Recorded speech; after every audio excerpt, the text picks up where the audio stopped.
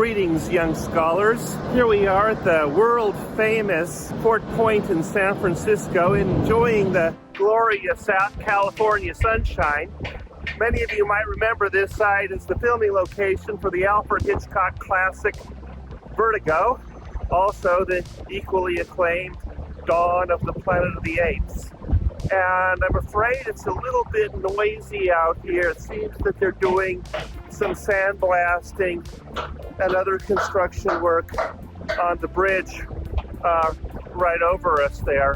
But other than, oh yeah, and for those of you unfamiliar with the area, tuning in from some other country, behind me is Alcatraz Island. Pretty cool.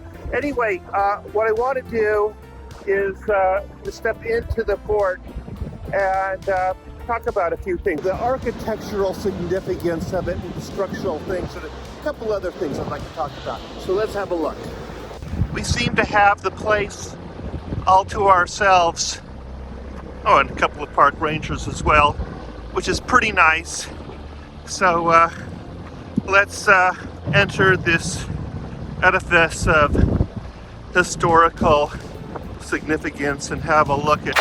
Well, here we are. Entrance was free.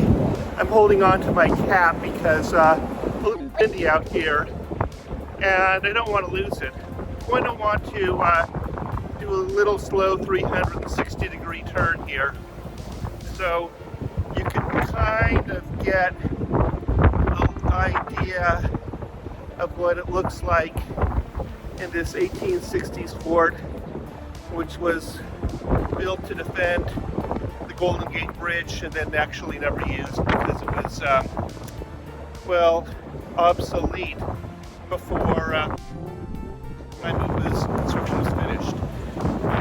We'll walk around a bit here. Okay, now, we're going to be going into a low light situation. So I hope the camera on my iPhone is able to adjust and get some good images here. A nice spiral staircase, and let me see if I can adjust the zoom. No, that's not going to work. But a nice spiral staircase. And the interesting thing about these steps, so granite steps, and they're held in place without any mortar. What keeps them all from collapsing is just the weight of one step atop the other, similar to dominoes piled up in a spiral pattern. And that's something interesting and something I'm going to want to talk about in a little bit, because in a way this all reminds me of the Cathedral of Notre Dame in Paris, which we're going to talk about in a moment. Ooh, dark, spooky areas, long corridors. We have a little glance out that window there. We'll see some of the superstructure of the Golden Gate Bridge. This is actually, in a way, kind of cool.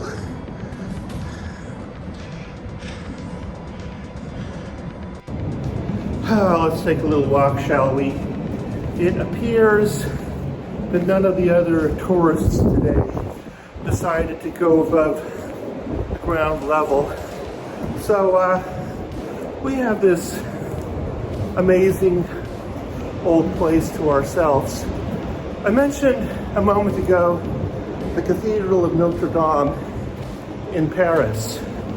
That was built about 800 years ago. And the interesting thing is, the man who designed it had no more understanding of mathematics than your average 5th or 6th grader. They knew some addition, subtraction. I don't know about multiplication or division. So how were they able to design at the cathedral, such as Notre Dame? They did it using the 3 B's of engineering: build it, break it, beef it up. In other words, trial and error. They would test out a concept and they would see if it would work.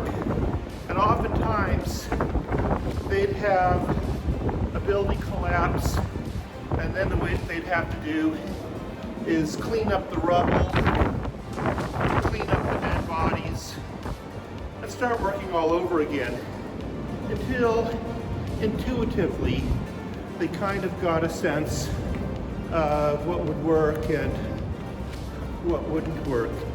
Oh my goodness, what will I find here? So, as a result of all of that, it took them generations to complete a Gothic cathedral. They'd start work on a Gothic cathedral. The first workers knew that it would take about 100 years or more to complete, and they wouldn't live to see the completion.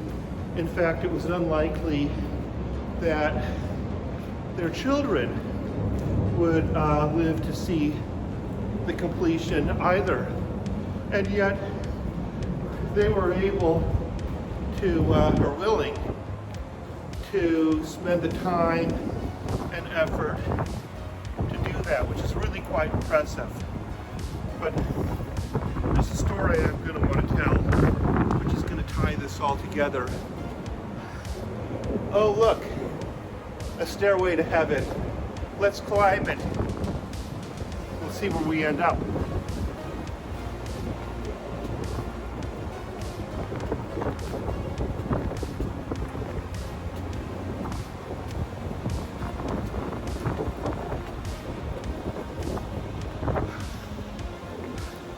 Well, look at this. They've removed the cannon, but, just about lost my hat.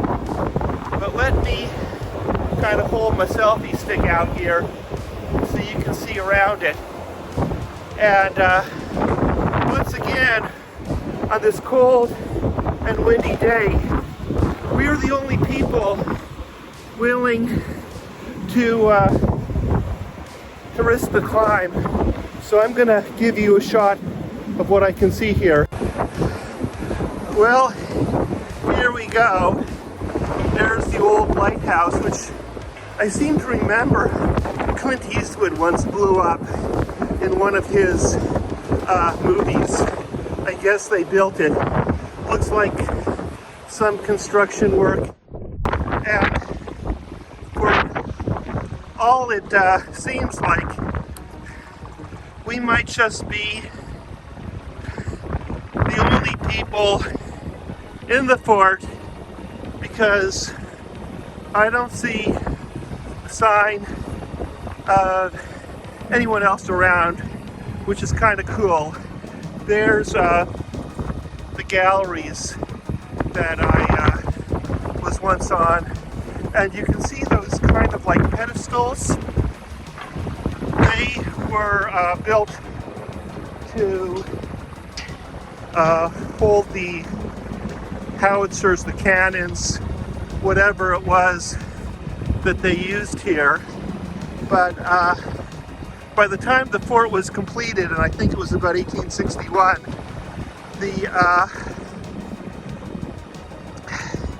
they were already obsolete from a military point of view. You know, I don't know if this filming, I'm just getting used to my new iPhone, and I don't know if any of this is going to be usable or worth the while or anything like that.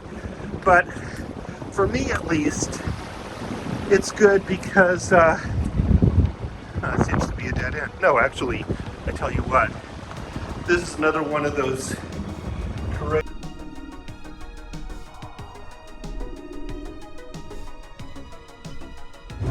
spiral staircases, and we're just going to go, oops, we're was just going to go out here and look around a little bit more, and then I'm going to have a few other things I want to say in conclusion. Oh yeah, the gallery once again.